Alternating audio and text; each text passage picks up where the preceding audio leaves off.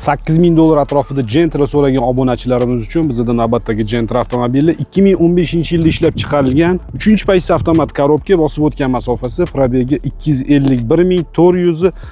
Mana shu oxirgi ikkita raqamni birinchi bo'lib kommentariyada to'g'ri yozgan obunachimizga bizdan 20 litr AI92 markali benzin yoki o'sha benzinni pulini kartalarga to'lab beramiz. Mashinaga 4-pokoleniya metan gaz o'rnatilgan, motor, ходовой korobkada hech qanaqa muammosi yo'q. Bemalol xohlagan ustunligi tekshirtirib olishingiz mumkin.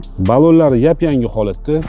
Salon qismiga keladigan bo'lsak, yaxshi holatdagi salon, eskiroq bo'lsa ham chexol poligi bor, qanaqadir Findifirskiy rullar o'rnatilgan, signalizatsiya Magicar bor, monitor o'rnatilgan va lyuki ham albatta bor. Kuzovidagi aybiga keladigan bo'lsak, oldi chap krilosini mana shu joyida pitno qilib bo'yalgan, polni sepilmagan.